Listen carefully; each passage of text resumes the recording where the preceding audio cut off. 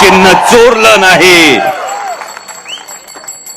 म्हणजे काल परवापर्यंत जे उल्लेख करत असताना तुम्ही माझा करत होता, ज्यांनी छत्रपती संभाजी महाराजांचा खरा इतिहास लोकांसमोर आणला. आणि कदाचित एजन्सीच्या प्रभावामुळे तुम्हाला विसर पडला असेल की जेव्हा आपण महाराष्ट्राच्या विधानसभेमध्ये छत्रपती संभाजी महाराजांना स्वराज्य रक्षकच म्हटला होतात, तेव्हा ज्यांच्या मांडीला मांडी लावून आपण आज सत्तेत बसला आहात, हे भारतीय जनता पक्षावाल्यांनी आपल्या विरोधात आपल्या प्रतिमेला जोडे मारो आंदोलन सुरू केलं होतं. हे जोडे मारो आंदोलन सुरू केलेलं असताना छातीचा कोट करून तुमची बाजू मांडणारा हा अमोल कोल्हे होता. पण आता तोच अमोल कोल्हे तुमच्यासाठी कलाकार राहिला नाही, तो नकलाकार झालाय. माझ्यासाठी हे महत्वाचं नाही. अमोल कोल्हेला कलाकार म्हणण्याच्या ऐवजी तुम्ही नकलाकार म्हणता, हे अमोल कोल्हेसाठी महत्वाचं नाही. अमोल कोल्हेसाठी हे महत्वाचं आहे की भले त्याला नकलाकार म्हणू देत, पण त्याला कोणी गद्दार म्हणत नाहीत, हे महत्वाचं आहे. आणि म्हणून आज आवर्जून आलोय, कारण ही निवडणूक मात्र अमोल कोल्हेवर कोण काय बोलायची नाहीच आहे. ही निवडणूक महाराष्ट्र धर्म टिकवण्याची, ही निवडणूक महाराष्ट्राच्या स्वाभिमानाची, ही निवडणूक महाराष्ट्राच्या अस्मितेची आहे. परवा गेलो होतो चिपळूण संगमेश्वरला. या संगमेश्वरात गेल्यानंतर महाराष्ट्राची 350 वर्ष काळजाची जखम ही भळभळायला सुरुवात होती.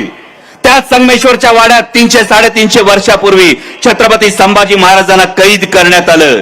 अरे ज्या राजानं हातात शमशेर घेतली तर लखलखती पृथ्वी निर्माण करायचा, ते छत्रपती संभाजी महाराज कैद झाले. का झाले? गद्दारीमुळे झाले.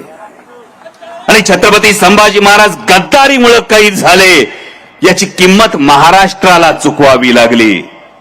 आणि म्हणून पुन्हा जेव्हा महाराष्ट्राच्या मातीत गद्दारीचं पीक फोफावायला लागलं असेल, तर ते जागेवर छाटणं हे तुमचं माझं प्रत्येकाचं कर्तव्य, हे सांगायला इथं आलोय. एक भूमिका काय मांडली जाते की भूमिका का घेतली, तर विकासासाठी घेतली.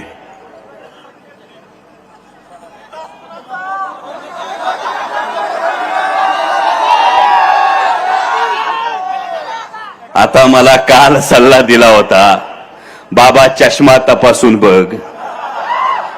मान्य दादा, चष्मा महत्वाचा नसतो, नजर महत्वाची असते.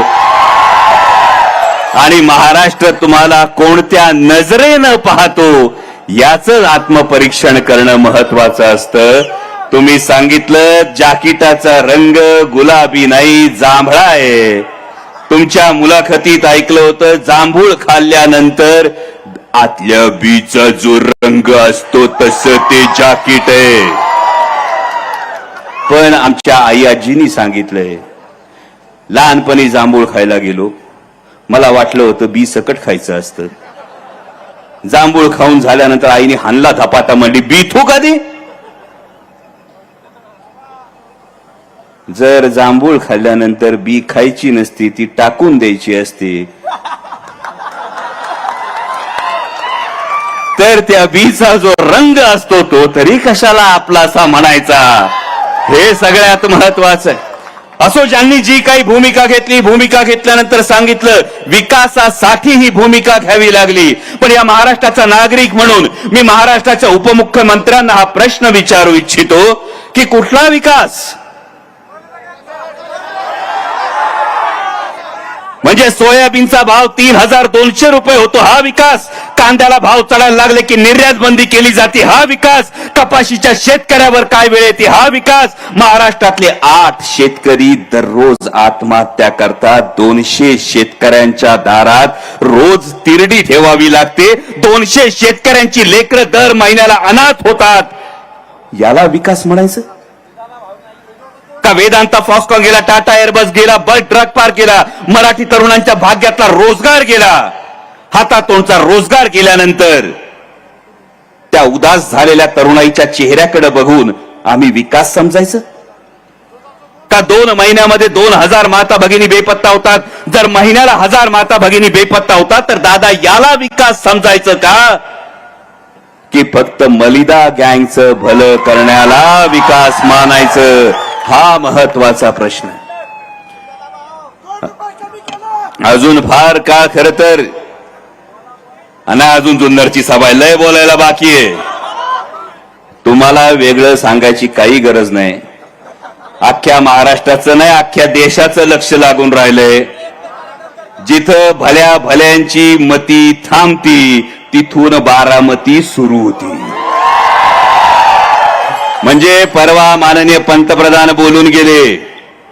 माननीय पंतप्रधान काय म्हणाले? मित्रों, महाराष्ट्र में हरियाणा होने वाला है. हरियाणात काय झालं माहिती का? तिथले उपमुख्यमंत्री होते दुष्यंत चौताला, ते पडले. आता पंतप्रधान जर हे सांगत असतील तर काय लक्षात घ्यायचं आणि काय बोल घ्यायचा तो घ्या. पण महाराष्ट्रात फिरल्यानंतर तुम्हाला सांगतो, महाराष्ट्राचं ठरलंय, महाविकास आघाडीचं सरकार येतंय. आणि म्हणूनच माननीय दुसरे अर्धे उपमुख्यमंत्री देवेंद्रजी फडणवीस यांनी सांगून टाकलं, मी मुख्यमंत्री पदाच्या रेसमध्ये नाही. अरे बाबा, सरकारच येत नाही तर मुख्यमंत्री पदाच्या रेसमध्ये तुम्ही असाल कसे? आणि भारताचे माननीय पंतप्रधान आणि आदरणीय केंद्रीय गृहमंत्री लय हुशार का नाही? म्हणजे 6 दिवस आधीच पंतप्रधान महाराष्ट्राच्या प्रचारातून निघून गेले. गृहमंत्री काल नागपुरातून डायरेक्ट दिल्लीला गेले. का तर आता हे कळून चुकलंय, महायुतीचं सरकार काही येणार नाही. पण भावांनो, एवढंच सांगतो, लोकसभेला तुम्ही लय मोठा चमत्कार घडवलात. लोकसभेला हा एवढा मोठा चमत्कार तुम्ही घडवत असताना आता विधानसभेला आणखी 2 दिवस बाकी आहेत. आतापर्यंत तुम्ही जे पाहिलं नव्हतं ते चित्र तुम्ही पाहिलंय. म्हणजे लक्ष्मीपूजन दिवाळीला होऊन गेलंय. आता मलिदा गँगच्या भल्यासाठी मलिदा गँगला बी जीवाचं रान करावं लागेल. पण हे होत असताना लक्षात ठेवा, 20 तारखेला मतदानाला जेव्हा बाहेर पडाल, 20 तारखेला जेव्हा तुम्ही मतदानाला बाहेर पडाल तेव्हा लक्षात ठेवा, त्या बापाला आठवा. 20 तारखेला मतदानाला बाहेर पडत असताना त्या बापाला आठवा, ज्या बापाने डोक्यावर सावलीसाठी छप्पर तयार केलेलं असतं, आधारासाठी भिंती केलेल्या असतात, हाडाची काडं केलेली असतात, रक्ताचं पाणी केलेलं असतं.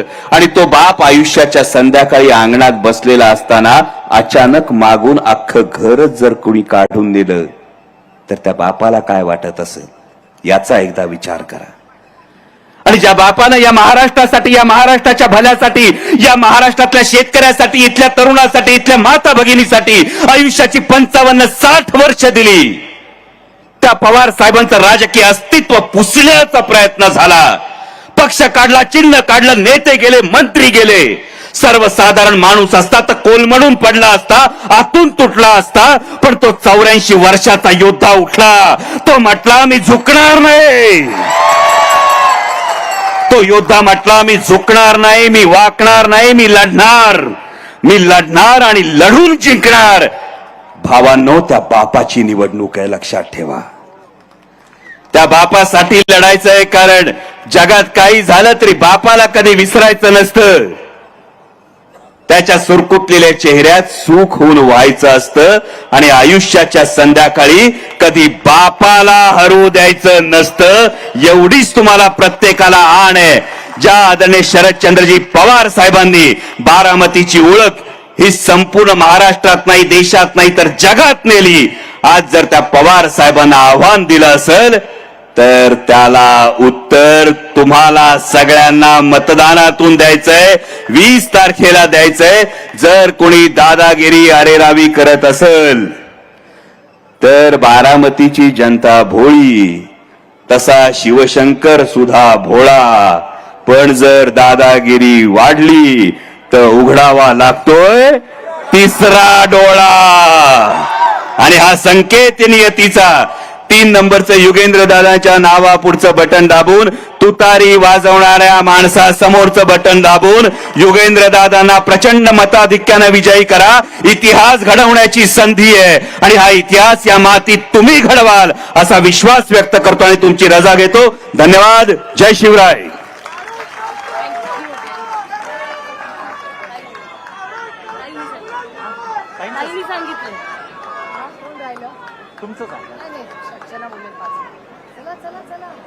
यानंतर सक्षना सलगर आपलं मनोगत व्यक्त करतात. नमस्कार.